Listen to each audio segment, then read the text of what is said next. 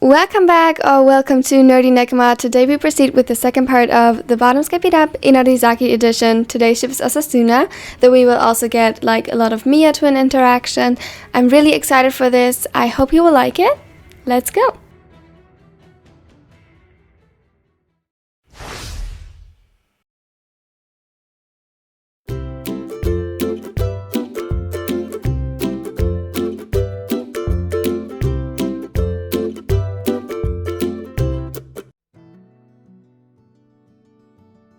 It was a slow afternoon at the restaurant.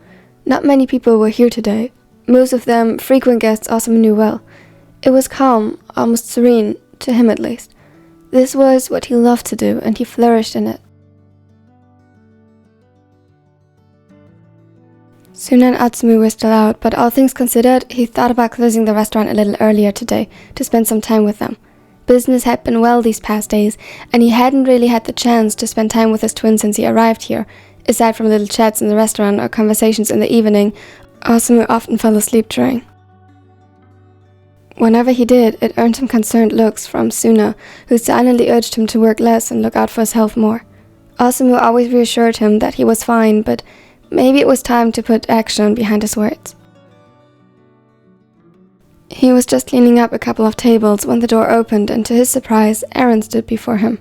He was walking a bit oddly, causing Asuma to frown in confusion until he saw the splint around his ankle. Aaron, good afternoon. What can I help you with? The older smiled and gave a small bow in greeting. Maybe just a place to sit for now, and then telling me where I can find Kita? Confusion reflected in the grey eyes as he led the eyes to sit down on a chair by the counter so that they could talk while Asuma continued to make orders should any new come in. Kita isn't here yet. Shouldn't you rest with that ankle? Yeah, well, Suna called me that I should pick him up here. It sounded rather urgent, but I guess I was faster than them. Asuma's frown deepened. He didn't like the sound of that at all, though maybe the former captain just had gotten sick. Still, couldn't they have given him a ride home instead of calling Aaron with his injury? He tried to puzzle the things together in a way that made sense when a knock on the back door got him out of his thoughts. 1 second. He could already guess who it was. What he didn't guess was the condition they were in. Suna led them inside. His bottom lip was swollen and sporting a bloody cut, and when Asuma scanned him further, he noticed bruises, and his knuckles were bloody and scratched.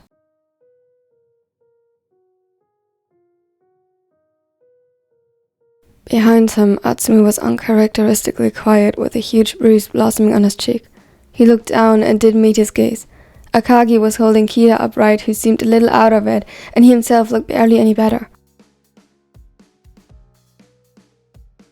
He was limping, but grinned up at Asuma as he noticed his gaze. Rage later. Now treating injuries. As if Suna had read his mind, he quickly chose for him what to focus on, though Asuma was sure it had been written on his face. He gritted his teeth, but complied begrudgingly. After they stepped inside, he looked around once more, almost hoping whoever did this would show up. When he rejoined them, Aaron had already discovered Kita and held his face between his palms, distraught as he inspected his injuries. Asuma could see the dark eyes overflowing with worry as he noticed Kita struggling to focus. I'll bring him to the hospital. It looks like this could be a concussion. Akagi, you can come with us as well. I'll drop you off at home. The Libero looked like he wanted to protest at first, earning him a frown from Asuma, but Suna nudged him to accept, and he begrudgingly did so. He helped Kita toward the car, and Asuma watched them concerned until they were out of sight before he turned to his employee. Sato-san, could you please take over and close the restaurant early today? I trust you can handle it. If something comes up, I'm upstairs. She nodded and accepted the task with a bow. Asuma had hired her over a year ago now and was very happy with that decision. It wasn't the first time he trusted her with things like this. Now to you two. Does either of you need a doctor? He was tense, almost holding his breath as he checked them over once more. Suna shook his head but leaned against the wall, defeated and exhausted.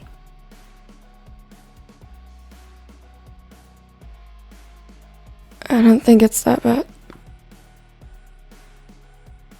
Are you sure?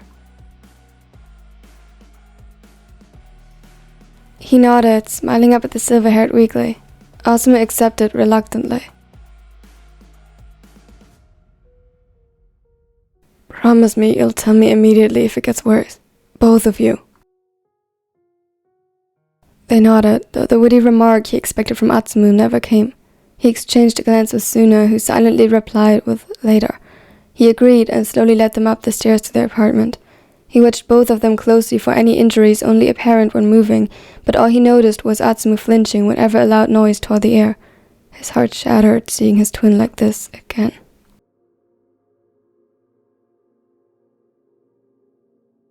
He hesitated on the last few steps, catching a final glimpse of Eren as he supported Kita and guided him out the front door.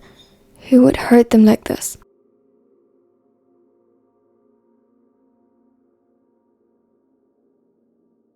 The anger boiled hot inside him, and his grey eyes had turned into a raging storm barely contained by the need to ensure the safety of his loved ones. Memories flooded his mind, images of when he had seen his twin hurt before, his confidence reduced to nothing but ashes. Atsumu had fought so much to regain his footing and rise from what he had previously been reduced to, that seeing him suddenly silent again was like ripping open old wounds that should have long turned into scars. OsaSuna had sworn himself he had never let his brother hurt like that again.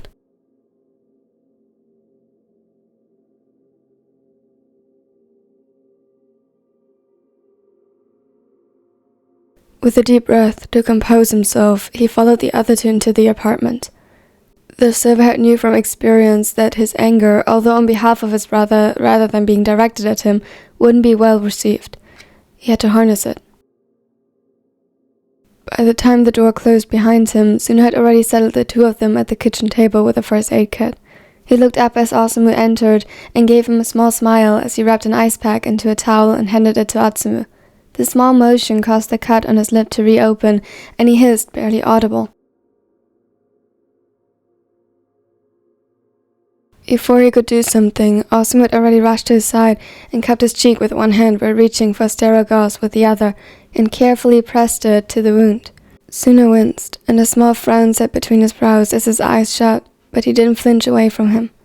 Carefully, OsaSuna inspected the injury and the bruises he could find. Where are you hurt? Suna pulled away from him a bit, but squeezed his hand soothingly as he saw OsaSuna's pained expression. Not much more than this, just some superficial bruises and scratches. He rubbed around his knuckles to soothe the aching around where they had been bruised upon impact. They were bloody, but upon further inspection it wasn't his own blood. He didn't have a single laceration on his hands, having carefully avoided the teeth of his opponents. Still, there were sprouting hues from red over purple to blue as the bruises started to blossom. OsaSuna sighed and quickly rushed the middle blocker over to the sink, where he cleaned his hands with lukewarm water before wrapping them and offering him an ice pack as well. He was still in the process of wrapping the ice pack in a towel to avoid frostbite when suddenly the sound of a door shutting closed echoed through the flat. When he turned around, Atsumu wasn't at his place anymore. He put the ice pack aside and rushed to walk after him, but a hand closing around his wrist stopped him.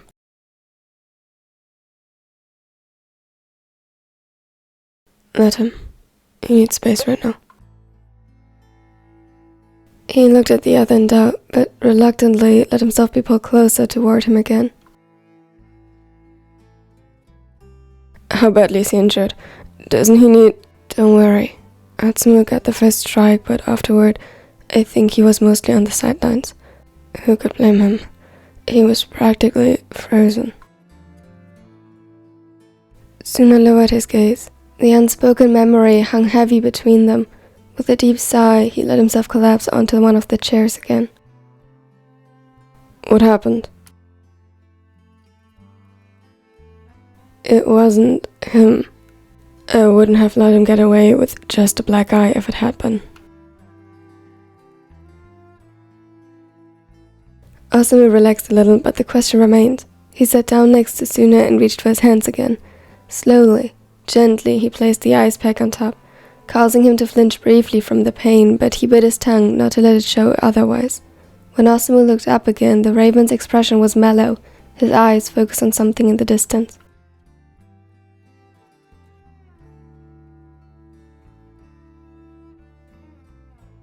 Remember Yuma?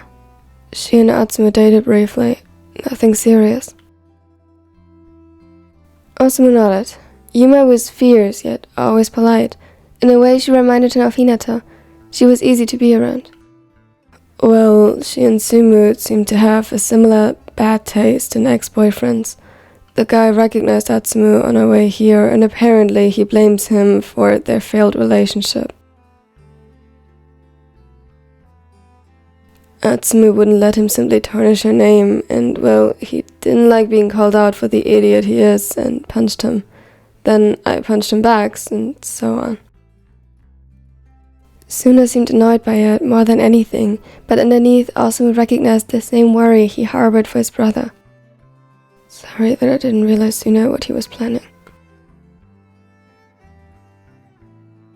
That isn't your fault. We both know Tsumu would never blame you for that.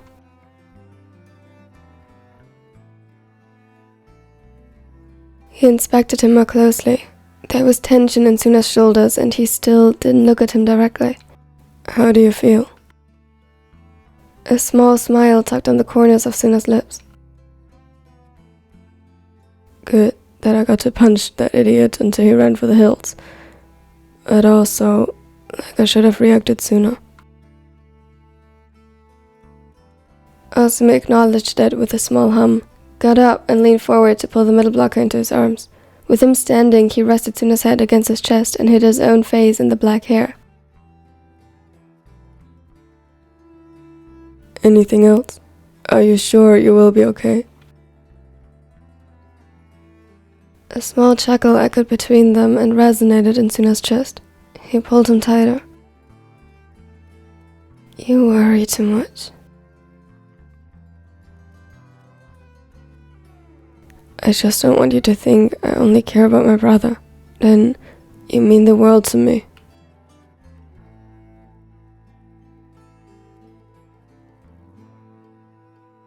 Suna sighed and retreated to look him in the eyes.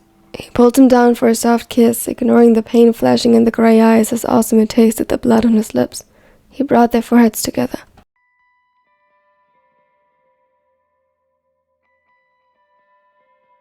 I know. And I know why you care so much about Sumu. Don't forget that I have known you both since high school, and I was there when it happened. Atsumu wasn't the only one getting hurt in the process. It's natural to worry about him, especially with that in mind. But I know that you love and care about me, and I would never question it by forcing you to make a nonsensical choice that ultimately amounts to nothing. Osamu let his words soothe him and relaxed under his touch. Don't forget that I have you to myself for the most part. Tsumu's only visiting us for a bit. You don't have to worry alone anymore.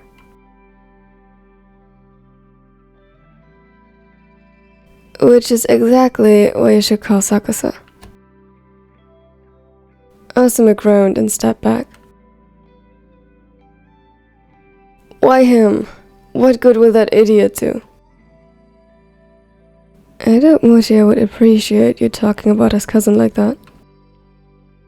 Osamu huffed, a pout forming on his face.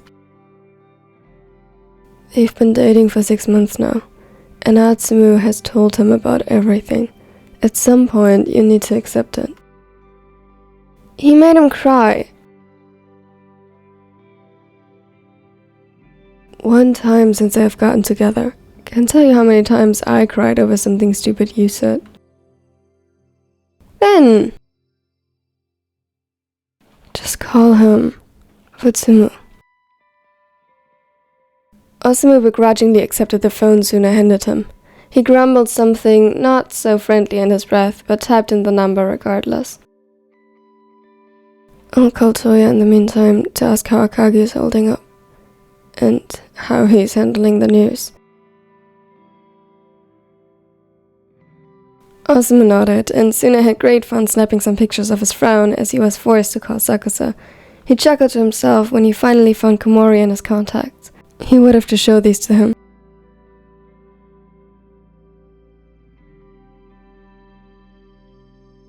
Thank you so much for watching to the end. I hope you liked it. If you did, don't forget to subscribe and leave a like so you won't miss out on anything in the future, and it helps me greatly with the algorithm.